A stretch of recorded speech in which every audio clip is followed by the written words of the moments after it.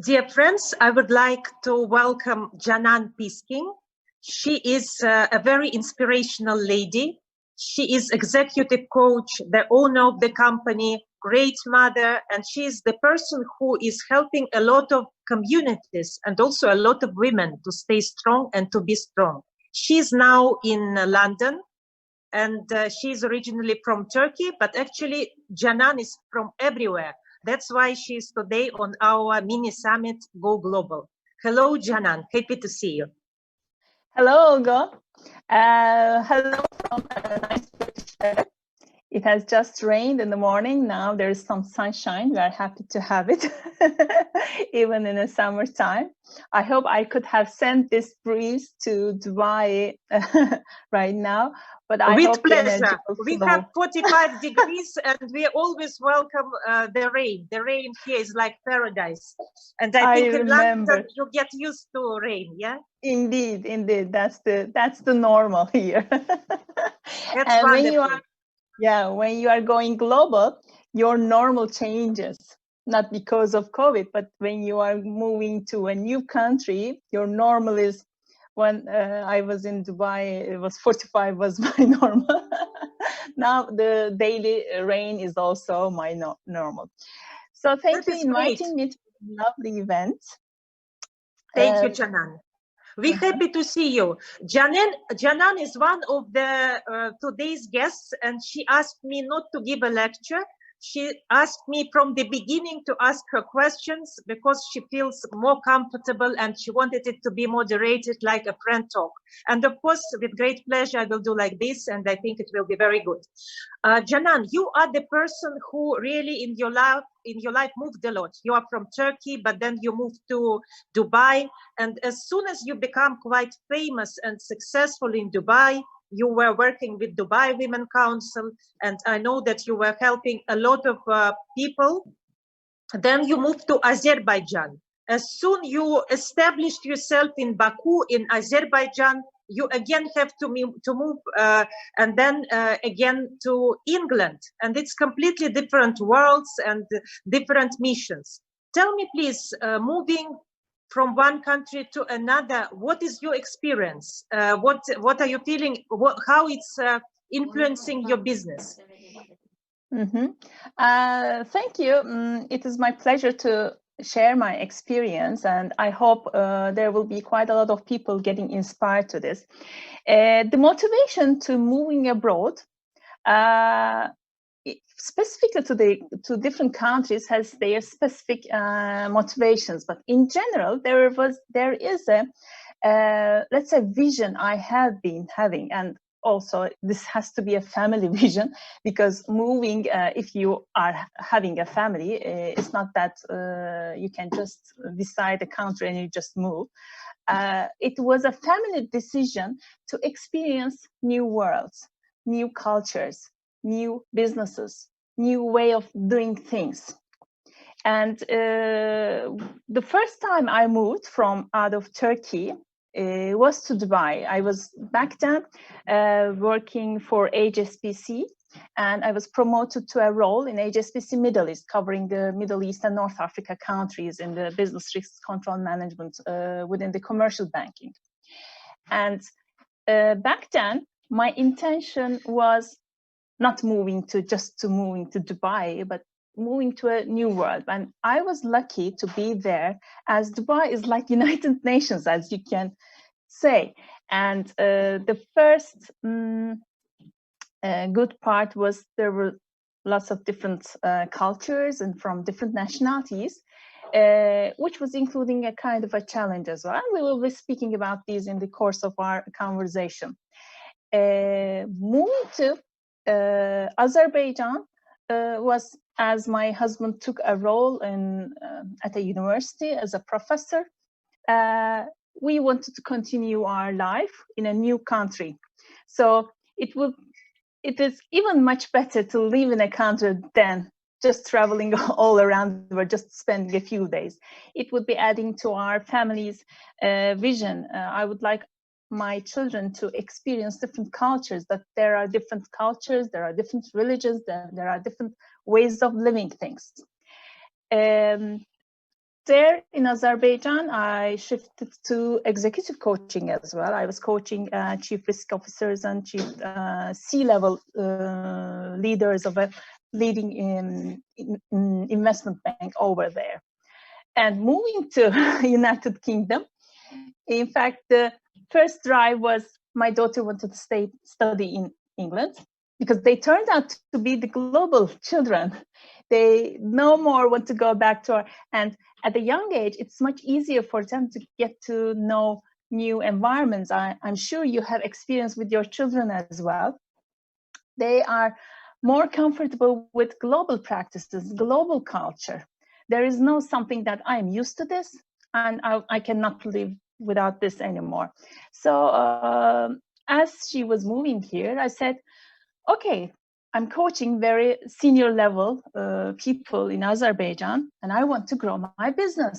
So I have to go global as we are speaking today. I have to change my environment. And for executive coaching business, either I have to be in London or New York. These are the top business places. So this family vision has coincided with my business vision. That's why I moved to England. So in last 5 or 6 years' time, I have moved 3 different countries. Interesting.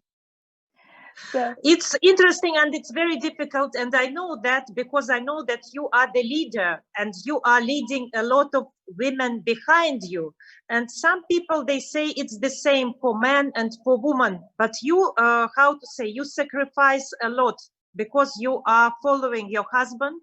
And I know that you were building your success in Dubai for quite a long period of time. You have a big database of people who were using your services. You become famous in different universities. You have a lot of clients who needed you. But then you decide if it's better for you and if it's better for your family, you will in a way sacrifice it and go there. How, I know that a lot of women, they are doing that because they think that family is more important. What do you think? What you will recommend to those people? And by the way, I know now that men are doing the same. Because if the woman has higher position, maybe she's a banker, she is earning more money than men. Now men are following their wives. What you will recommend to these people who are following? How not to feel bitter? How not to be angry? How not to feel like a victim? Mm-hmm. That you have to stop your career and to be the one who is following. That's a great question. Thank you for opening this part of the conversation. As you can guess, firstly, I don't want to use the word sacrifice or cost. They are all investments to our lives.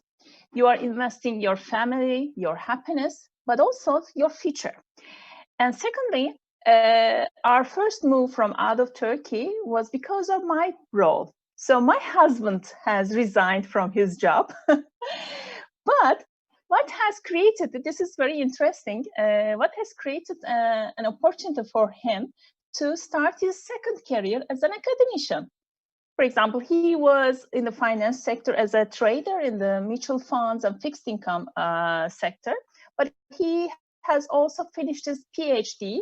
So when I moved to Dubai because of my promotion to the HSBC Middle East director, he wanted to start his academic life, the second career of his life.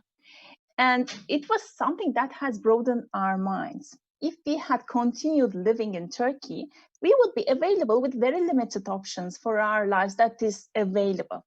So when you go global, when you just shift to even to the neighbor country, there will be lots of different opportunities you will be having. And why I moved to Azerbaijan? Because I have, let's say, instead of sacrificed, invested for my family.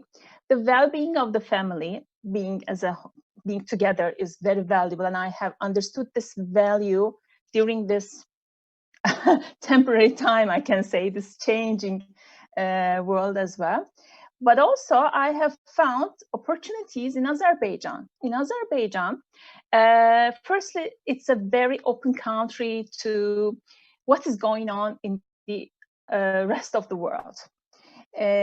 Although you can say they are a bit back from worldwide implications, there is a really high speed of catching up what it is going on. So it is, for some instances, it's very similar to Turkey that we have gone through in 1980s or 90s, but the pace, the speed of catching up with the new things in the world is much higher. And this is now a global world. You have Zoom, you have internet, and you can do anything. You can learn anything, you can experience anything else. And what the opportunity for my coaching business, there was quite a lot of coaches, and Azerbaijan is an ex-Soviet Union country. And they would like to hire coaches for their leaders who have experienced other world practices. For example, I'm trained, I'm educated in higher schools of Turkey, but also I have my MBA from Warwick University, Warwick Business School. I have worked with global companies, global banks, French bank, British bank.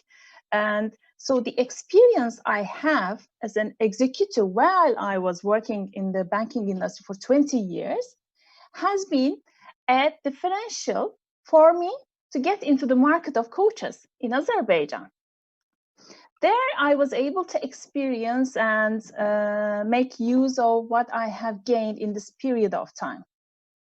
Moving to England, okay, at first you might think that, oh, this is an English-speaking country and a native speaker, I might have some challenges. And then I came to realize, and how I have received from the feedback, says my experience living in different countries, setting up new structures, setting up new relationships and networks has added immense value to my value added to the organization I'll be coaching. So that was really interesting, and it really pays back. The investment you do really pays back with multiples. That is great that you're saying you don't put yourself as a victim or sacrifice. I like the word that you're using, investment in future, investment of family being together, investment in your kids' education to be to experience different cultures. I like the angle that you look at that. You try not to feel bitter, not to think about only you, but you're thinking about yourself as a part of a big family. And a family is already a big luxury to have. Mm-hmm, mm-hmm. And I would like to add this victim part, if you let me. There is the terminology, maybe some of you are familiar with it, being above the line or below the line, being where you are, knowing where you are. If there is a thin line about being a victim or victor, just assess yourself, where you are now. When you are a victim, your terminology uses the words blaming people, finding excuses, and finding denials. I haven't done that. Someone else did. Oh, my family wanted me to study this university. That's why I cannot do anything else. Or the economy is not bad, not so good. In this mood, you cannot create anything. You are just in bed, blames, excuses, and denials. When you're above the line, or you have the ownership of your life, you have the accountability. Okay, there is an economic crisis right now. I have to get prepared for probable cost I might be bearing, or what opportunities can I create from this? For example, now we are using Zoom. 6 months ago, Zoom clients were just some consultants like me. I was doing my coaching sessions over Zoom, coaches and consultants, and that's all. Now, all the teachers, all the students are aware of Zoom. Even grandmothers, they are catching up with their classmates over Zoom. Now, Zoom has different clients, different stakeholders. That's why what is important is you might feel bad, you might feel victim. That's okay. But be aware that you will not create anything in that mood. Just move yourself from that space and wait until you have forgotten that mood and move about the line and make your decisions. Then take your actions. Then make your judgments or whatever. So that's my contribution that is to your, that part. that's your way of accepting it and moving forward, and it's a very beautiful way. Canan, tell me please, because you know Canan and Janan, and now Canan has two names, but I will call Canan Janan. Janan, However you like. What was the biggest challenge? Because you're moving to different atmospheres, different perceptions of people. You yourself being from Turkey, then moving to Dubai. And I know that in Dubai, it's a place and it's a country, United Arab Emirates, a country of competition. There are a lot of people who are doing, and then you're moving to Azerbaijan and now to England. Which country, which was the biggest challenge for you? The biggest challenge is wherever you move is the first one. It resembles like having your first child and second, third, fourth, or whatever. For people who haven't had a child, I can just make it like an example. For example, when you are walking on a road for the first time, it's always too long because you don't know when you will be reaching and what you are going to confront on the way. If you are going to take that road this next day and every day for months, it becomes much shorter and easier because you are concentrated on other self. But in any case, the challenges I have faced, for some of them, I was getting prepared because I was going to work with probably non-Turkish people, especially in another language that is not my mother tongue, and in an environment that I don't have any friends, social friends, and business friends as well. Let's say it's a multicultural environment, the challenge. This challenge turns into an opportunity. When you are with when you have a team of multicultural nationalities, all these people have their experiences. They are from different walks of life, and they have different talents that they can bring to the table. As a leader, as a global leader, my role is to facilitate the environment, the atmosphere, the habitat for the team members that they can share comfortably and confidently what they can bring to the table. The table that we are going to deliver to our customers. Customers means if you are in the corporate life, your internal customers in the corporate company, or anyone you're interacting. That's why when you start getting into this, getting this challenge has some opportunities, then you become much more creative. In order to shorten this period, what you can do, I would like to introduce the term of stakeholder relationship management. You have to define your stakeholders and manage your relationship with them. What is a stakeholder? Stakeholders are not only your boss, that you should obey what he wants you to do, or your team members, or your staff who is working for your company, not only with them, your suppliers, your clients whom you are selling. Why they are your stakeholders? Because you depend on them and they depend on you. And it's like a organism, a biological organism, and the body is healthy to the extent that all the cells, all the stakeholders are healthy. When there is it's like you are strong as your weakest link. So you have to strengthen your stakeholder relationships. What are the before starting managing your relation, you have to define who your stakeholders are. Who is the person that will be present while you are discussing your idea in a board meeting? you need people to support your idea. And it's not that meeting that you will be able to succeed. You have to create that relationship beforehand. Or your team members who can work for you in all these extraordinary times. And this period, this extraordinary time of COVID, I want to use this word once, and that's all, has taught us the importance of stakeholder relationship management, especially in extraordinary times. In Turkey, I have experienced the big earthquake. And there was a series of terrorist attacks, which has included a very famous bank. And there was also personal challenges I was going through. Who I was remembering as a good leader are the ones who has checked in me. How are you, Canan? Do you need anything, any support? Do you have any affected family in the earthquake areas? Or I remember that bank who was bombed seriously has been able to start its operations in the very same day, in the afternoon, so their clients can make their banking transactions because they are all running their businesses. You have to take care of your stakeholders in any circumstances.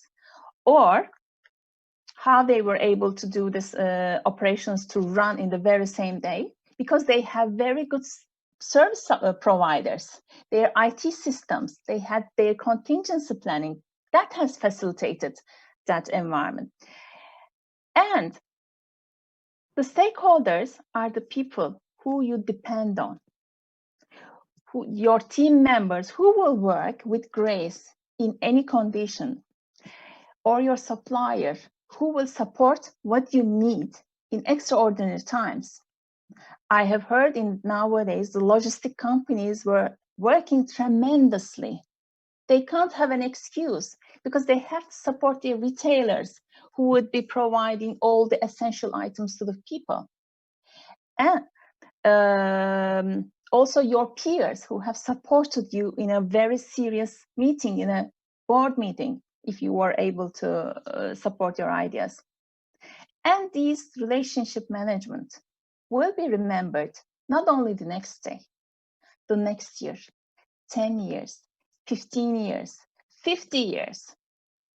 That is your legacy. I think honestly, this is a very good advice, and no wonder that you remember your team from HSBC and from this Turkey bank that called you and say, Canan, how are you? Is in this earthquake nobody affected, your family members? Because it is in a way to stay human, when they care not only about you as a worker, but also they care about you as a person. And when they care about you and about family, and they can help in a difficult situation, of course you want to work with this company. And we discussed it today with the spiritual guru Sreedharan, and he said that only 5% of people are leaving their job because something wrong is with their job, but 95% of people quitting their job because they don't like people. They're quitting because of people, because they cannot work there anymore. So what you say about this stakeholder relationship, and to make this relationship with your team members and your family, is to take care about them. Because if there is earthquake, you don't care about profit, you care about your life and about people whom you love. Indeed. And that is, I always say, this stakeholder relationship management, all the organizations, all these big companies, they are run by people. It's a people concept. It's not a profit and loss or balance sheet concept. It's not a business concept. And for example, what we can do nowadays, okay, there is a crisis all around the world. We as a business are going on, but all your clients are also going on a crisis. During this time, I have reached out to my previous clients. Would you like to have a talk with me? Because people are just locked into their families at home. That's okay. There was some quality time, but after some time, people need some sharing, something different. They don't want to talk about how is it going, are you doing the social distancing or whatsoever, but people want to talk. So I have reached out to them. If you are a business owner in the retail or whatsoever, call out to your clients who are buying from you, B2B clients. Do you need anything, any support? If you have any financial challenges, I can support you during this time. You can pay later. This will not end your business, but this will end if you don't act. This will end your supplier's business, your client's business. And your business grows not with marketing, spending hundreds of thousands of marketing, but with your efforts, with your referrals, with your reputation. And it's very easy. Do you know? It can just take just 1 cent to demolish your reputation, but you have to spend thousands of dollars. It's and one thing to keep in mind, you have to, I have been going through a training in the last 6 weeks. It was on positive intelligence that is run by a very famous Shirzad Shamin on positive thinking.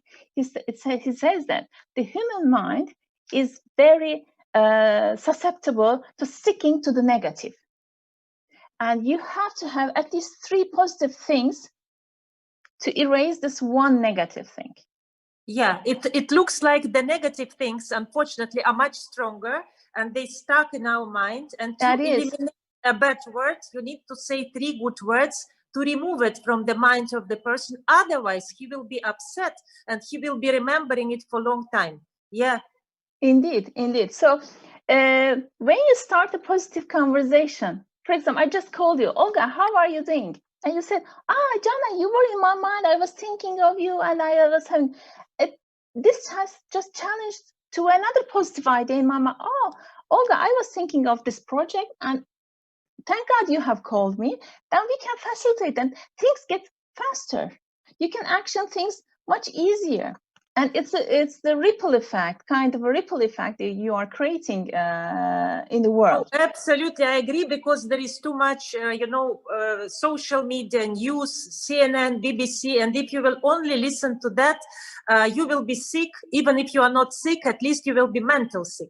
Canan, let's go to the next question about what you can recommend to people who are, they don't know, they don't speak maybe the language that well, or they don't have experience of moving to a new country, they don't know how. But if they will not do that, their business will bankrupt. Let's say if you sit in a small town in France or in a small town in Kazakhstan, and if you will not connect with your audience, or you will be only restricted by 100 people with whom you worked before, you will bankrupt. Because the time changed and people cannot pay that much, maybe your profit will reduce. How to change that? Because you did it 4 times already, and you know why I'm surprised? Because I know you for some years. You reached some success, then you leave again. Then you reach some success, and again you leave. So it's already 3 times, 4 times you did it. That means that you can do it again. So what you can recommend to people if they're changing completely the place, if they start business, let's say with Turkey, with a new country, especially, you know, for example, that in Kazakhstan, people are very closely connected to Turkey and they work a lot. What, when you start a new business in a new country, what are few tips to pay attention to? Okay, the very important thing before starting anything, when you have an idea, start pre-planning. Make your plans. Your business plan is fine, but just calculate what the cost of living will be. Cost of living means you will be moving with your family, what the rents will be, which schools your your children will be going. So once you are available with the data, what amount of money I will need if I will not be able to do any business in the first year, because you have to estimate it beforehand. You cannot just open a shop and start selling in the very first day. and get prepared for any circumstances. This is called, for banks, in this kind of contingency planning. If something happens and we will not be able to operate. Personally, I was when I was looking for different jobs in different parts of the world, it was literally different parts of, one of them was in Buffalo in USA, or in Hong Kong, or in Dubai, and they all have different differentials. There's much available data in the internet. You are able to make your calculations on the rent, how the cost of living will be. Plus, you can start imagining yourself living there. You will be living your social life. Just check out what type of communities you can be part of. If you are doing yoga or dance or whatever social thing, can you continue? Are there places before going? I literally did so. Before moving to Dubai, I determined where I wanted to live, and I found some yoga studios where I can just immediately start going on. When you are prepared in such circumstances, you can immediately jump to the next step, building on your business. You have once you have set up the infrastructure for yourself and your family, you are more comfortable on building on your business. Now you will be having a new business network. Even if you are in the corporate world or as a business person, you will be having new people to interact that just I have mentioned as stakeholders. For example, when I was in HSBC in the bank, working in the bank, when I moved to the new country, I have made a list of people who I will be interacting frequently, daily or monthly or whatever, and arranged, including my team members, arranged one-to-one meetings with them. Here I come, Jana. I'm coming from here, and this is what I'm going to bring here. What type of concerns you are having? How can I help? How can my department or function can help with you? When I moved as an executive coach to Azerbaijan, in any case, wherever you are, part of it, you have to give first. When you give, you will receive multiple times. And in Dubai, in Azerbaijan, here, I was coaching pro bono to organizations. In Azerbaijan, I was coaching a women organization which has 20,000 members. And it was awarded by Facebook among the top 100 Facebook groups in the world. And I have coached the organization, how a non-profit organization should be run. What type of mindset they should be delivering to their supporters. Their supporters means the sponsors, I can say. And I was also coaching an autism organization in Azerbaijan as well, how they can be a good non-profit organization, because they are interacting with government bodies as well. What their clients, means supporters or sponsors, would be requesting from them. Listen to their expectations. So I was coaching with them. What this has facilitated me to get into the market with reputable channels. You have to be sure about whom you are going to support in that sense, and interacting with reputable people. Then it's not about just going to a networking event, but just distributing your business cards. It doesn't work in that sense, or sending a LinkedIn connection through LinkedIn or whatever. People has to know you. If they haven't heard of you or met with you, then these channels will help you to get in touch with these people. I was also always asking to these people, why did you accept to talk with me? Because I asked to Mrs. Amy, should I talk to her? And she said, definitely. Then I talk to you. So it's important to create your relationships one by one at a time, but investing and giving.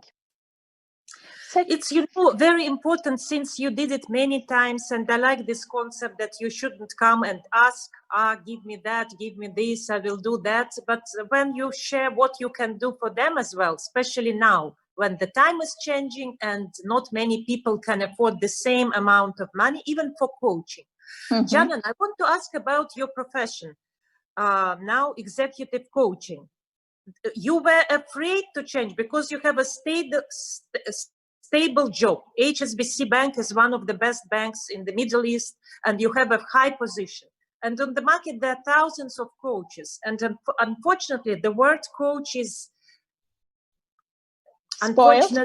spoiled. The word, very often, if a person is doing nothing, it's considered to be coach. You know, there are a lot of people who are 20 years old, they say, I'm a coach. And for many people, coach is doing nothing. Unfortunately, this is how the market reacts to the word coaching. It's something negative. So how you overcome this, because you had a very solid job and you reached very good success. How you dealing with that? How you overcoming that perception?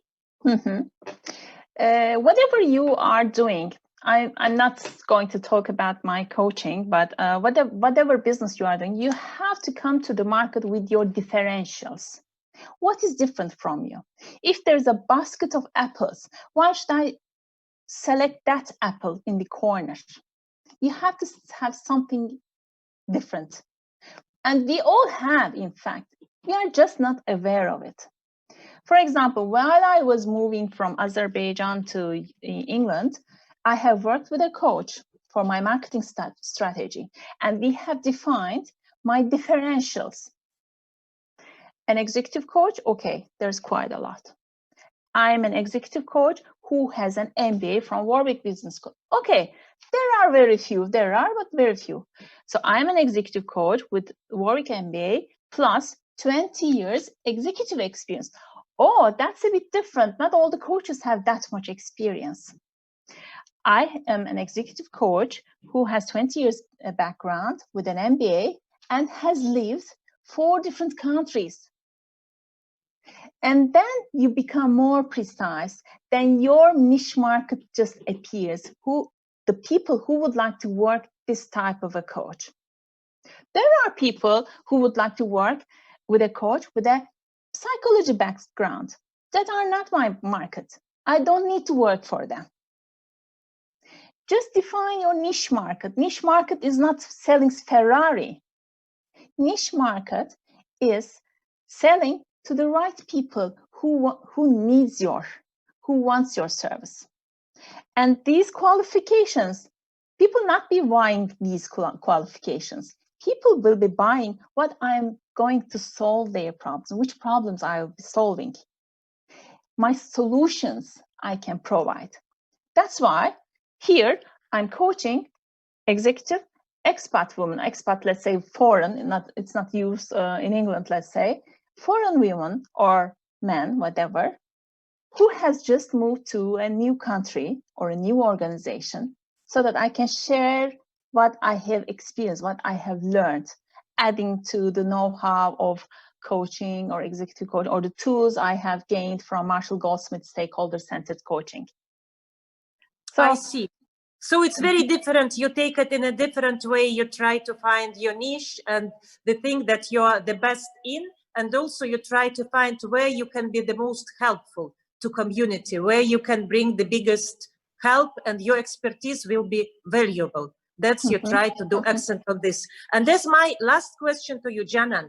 I want to know, in your opinion, what was the person or organization or somebody's story that you would like to tell us that you helped somebody the most? I don't know, maybe somebody came in England and he was completely miserable and he didn't know how and where to start, and maybe with your help something changed, or I don't know, or you will say, Olga, I cannot do anything. There was such a difficult case when a person came and I never even heard about that, and I said, no, I cannot help you. What is the story that was the most valuable for you? Okay, it was a very interesting and spontaneous question, I can guess. It was a very recent conversation I had with a woman. So I was looking for someone for a previous event that I want to invite new speakers to the event, because I was hosting the 3-hour UK session of that event.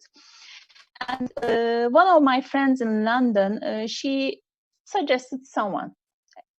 And you can talk to her. She has a big network and she's not a vlogger or blogger, but she has a great network. She is also in the board member of the Philharmonic Orchestra and whatsoever. And I called her. I messaged her and I called her, and she accepted. And I said, we have talked with her, and she said, okay, organizing this event will not be for me, but I can support you in other cases. And she started talking about her life and the challenges, but it was not talking, just conversation. It was even not a coaching session. And mostly she was talking and sharing. And it was the first time I was talking to her. And it was a really nice talk. I was very happy when I closed the phone because, you know, when you're meeting interesting people, you feel there is interesting things are going to happen. I said, and one question I asked her, why did you accept talking to me? And she said that because my friend suggested your name. And I asked her, should I talk to her? And she said, definitely, because she trusted the experience of her friend. Plus, I liked your name, although she was pronouncing wrongly. And the very next morning, and she's a very successful woman. She has worked in big investment bank in New York. Now she's in London. She's in projects with governments and big companies. And in all these similar conversations, I always talk, there is some kind of saboteur in your mind. What can I deliver to this girl? She's already successful. And the very next morning, I can even read from the phone, Jana, it was really an inspirational talk. I really felt very positive and capable. And thank you for this nice conversation. So what you can bring to people might be just a few words. Through a conversation, she might have been talking a lot, but if I was able to catch one important thing about herself and restate it to her, it made her feel high. So if I'm able to leave people high, whatever, it's either as a paid client or just a conversation or whatever, now I'm serving my purpose. Oh, this is so beautiful. Canan, this is so beautiful what you said. Absolutely. If we can be of help, if we can be of service, if we can people high, if we can give people hope, especially now when I think a lot of people need hope. And as your last wish or statement for people who are watching you from Moscow, from Kazakhstan, from Dubai, and from London, what you can recommend, maybe something from your experience, how you managed to put peace in your family, where the teenagers who are very difficult to deal with because changing, how you bring peace to your family? What are the secrets? How you okay, what are you doing? Don't be afraid what my children will be doing. They can live anywhere in the world if there is Nutella and Wi-Fi. There is one first solution. Once they have these two, and you make the waffle, or you can buy it prepared. Once the family is fine, you can also work on yourself. And in your first talk with the first expert, he said that he said that the harder you work, the luckier you become. And there's some maybe some more explanation. Work means just working and doing hard things and just getting tired. Working on yourself, not cooking, and just how I can develop myself. For example, in Azerbaijan, I did not need to learn Russian because they were using the Latin alphabet and more or less similar Azerbaijani to Turkish. But I realized that Baku as a city is a Russian-speaking city. So I started learning Russian. Really? It's amazing. Yeah, my goal was to sing one song in Russian, but not yet achieve that part. Not yet. Maybe you can share with us this song, or you're not ready yet. Oh, very good. It's Kalinka Malinka, the most famous Russian song. But this helped me to, because the sentence structure is very different in Russian than English or Turkish. So I was able to understand their Azerbaijani much easily. And there was lots of Russian words in their Azerbaijan. So it made my life easier. When you are into a new country or whatever, the most important tip is just get into the communities. Here in England, I went to the community center in the town where I'm staying. So there were really elderly people, and I joined the creative writing lessons because I wanted to improve my English. And those people were at the age of 70 or 80, the average age, but they were speaking very nice Queen English, so that I can develop my English and be more comfortable in my language. I hope it has served me. Definitely it has served you. And you know, I like what you're saying, not to be afraid. You go to community center, the people there were much older than you, they're 70, 80 years old, and you want to develop your writing skills and speaking skills. But you know, you were not afraid to do it. You were interested to do it. And that is amazing. It's maybe not exactly, you know, if somebody will ask you 2 years ago, you have never imagined that you will do something like that. It will never come to your mind. But it was in my 1 year ago. It was in my 100 things to do in life was to live in United Kingdom for 6 months, and there was no idea of moving here that time. So I one by one thinking, you just make your compass arrange to where you want to, and things are just flowing on the way. And last but not least, move out of your comfort zone. There is much more comfort in the new zone. Break the borders and move to a bigger house, bigger landscape. You will have much more opportunities. It's very nice said. And tell me, please, Canan, when you joined this group, when elderly people were doing writing skills, they were a little bit surprised, this community, or no? Or they took it as... Indeed. And you know, you were at the end of each class, you were sharing what you have written. It was the first time I was joining an event like this, and I have written about when I was a child. I was thinking of some kind of dreams I was doing, and I'd like to say it here as well. One of the dreams I was doing, daydreaming. I like daydreaming. Was I was thinking as if I am a very famous person and someone is interviewing me. How did you overcome these challenges? And back then I was thinking, okay, in my 12 years time life, I have gone through these diseases and things are just getting realized. And when I read this, people felt so positive and they congratulated me. They said that it's very brave of you and congratulations, you did so in another language, in a group of people you have never seen. And that appreciation I got from them was, you know, the most valuable appreciation I got in my 25 years of business life, I can say. Bravo.